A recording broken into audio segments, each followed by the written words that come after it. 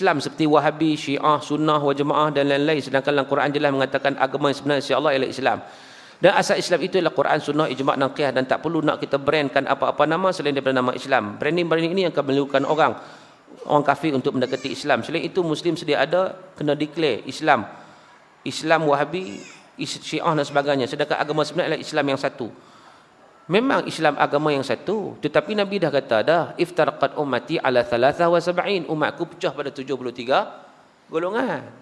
Hak pecah ni yang ulama sebut jadi macam-macam, jadi Khawarij lah, Jabariyah lah, Qadariyah lah, Mu'tazilah lah. Contohnya orang Islam hak pegang dan jadi hak jenis pluralism ni. Kita nak kata apa kat dia ni? Oh, dia ni juga Islam yang sebenar. Boleh kita kata gitu? Sedangkan dia berpahaman sampai anggap agama semua sama. Kita tak boleh, ini bukan daripada Islam, ini ajaran sesat. Ayah pin, kita nak kata apa? Oh, ni juga Islam yang benar. Tak boleh juga, Islam yang sesat. Dia Islam, tetapi dia bawa ajaran sesat. Ayah pin. Rasul Melayu, kita nak kata apa? Tuhan Harun, kita nak kata apa? Dia mengaku Islam juga apa? Ada hak mengaku pula, dia tu lebih tua sehari daripada Tuhan. Lagi dahsyat. Oh, macam-macam zaman sekarang ni. Kan? Sebab tu kena beza juga. Al-haq dan batil tu kena beza. Sebab kau tidak jadi fitnah kepada orang Islam. Orang anggap ini Islam yang sebenar, tetapi benda buat benda khurafat. Tengok Syiah buat apa?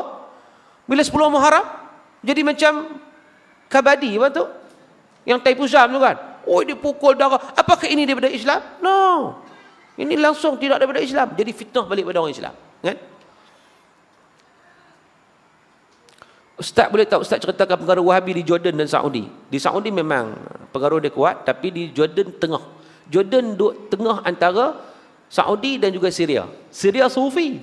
Di Saudi Wahabi. Jordan tengah-tengah. Sebab tu dua-dua aliran termasuk.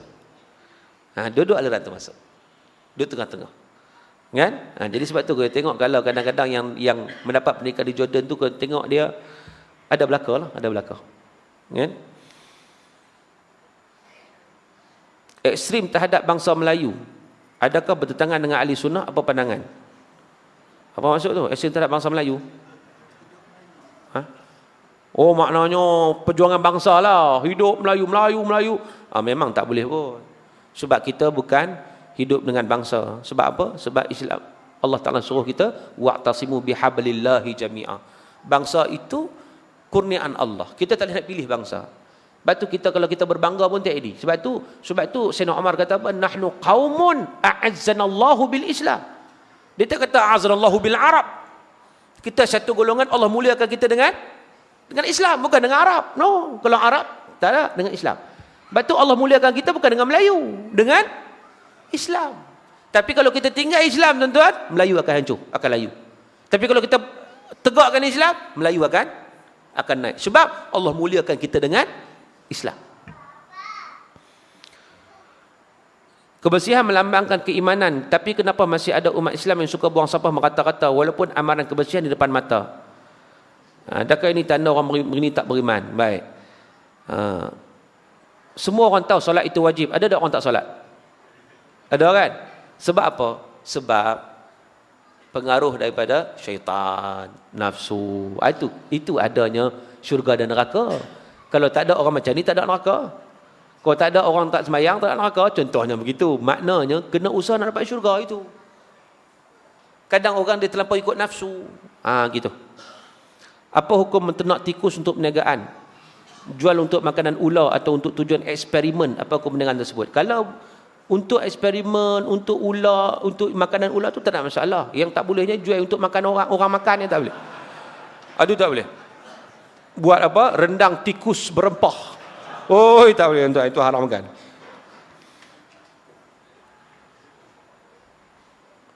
Minta maaf soal lari dari tajuk. Dua kali lari ni. Apa hukum bekerja dengan majikan bukan Islam tapi kerja yang dilakukan halal? Adakah gaji itu halal atau haram? Selagi mana kerja itu halal, dia adalah halal. Walaupun majikan bukan Islam, tak ada masalah. Asalkan kita tak buat benda yang haram.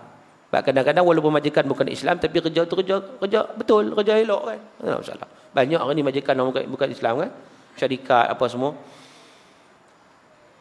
Ustaz boleh terang tentang fahaman liberalisme. Tadi kita terus sebut dah sikit. Cukup lah kot. Banyak lagi orang nak cerita tentang liberalisme ni. Bagaimana mereka menggunakan. Dia liberalisme ni macam Mu'tazilah lah.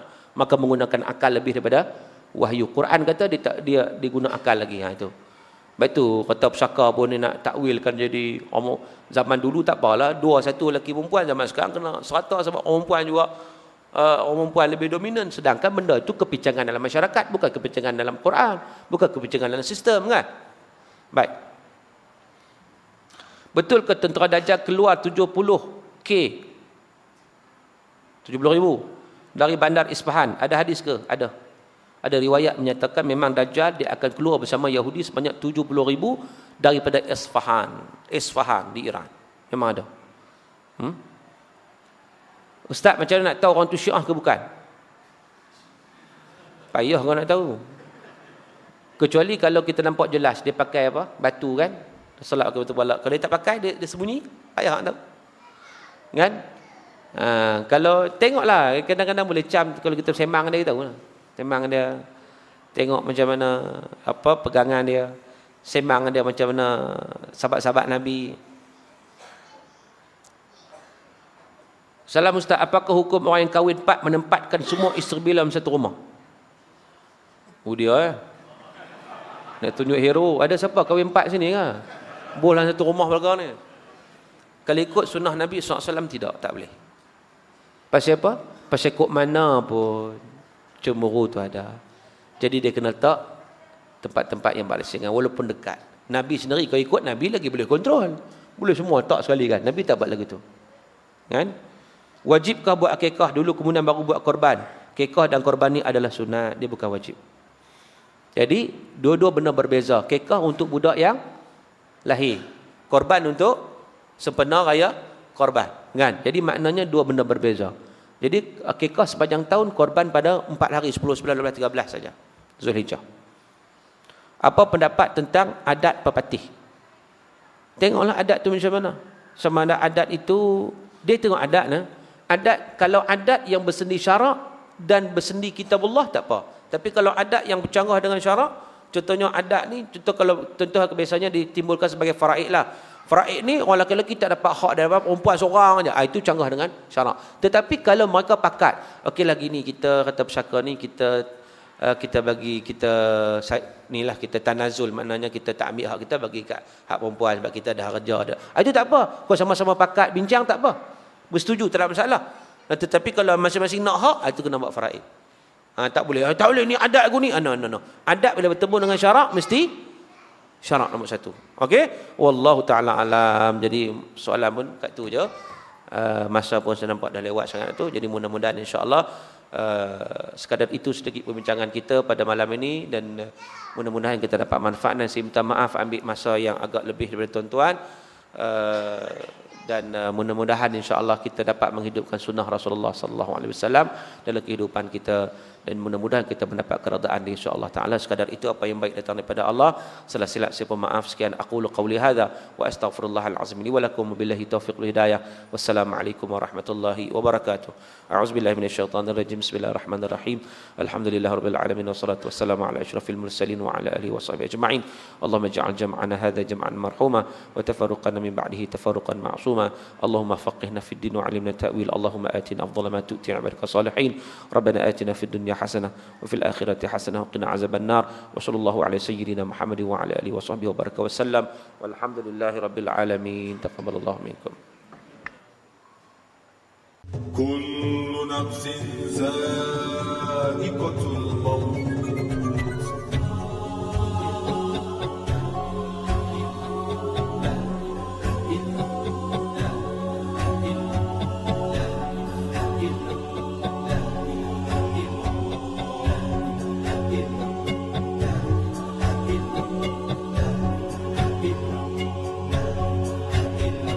Sampailah waktu ajal kan datang, malaikat maut segera menjelang, dicabut nyawa tiada terbilang, sakit terasa bukan kepalang, dicabut nyawa tiada terbilang, sakit terasa bukan kepalang.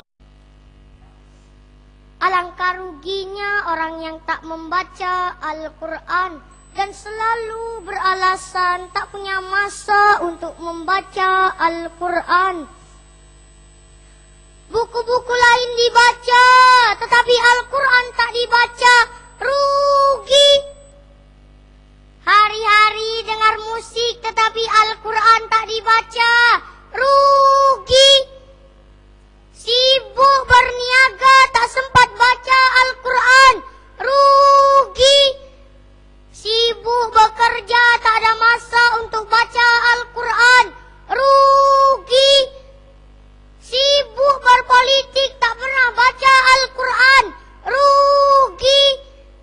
Pandai menyanyi, karaoke, dangdut, joget-joget, tapi tak pandai baca Al-Quran. Rugi.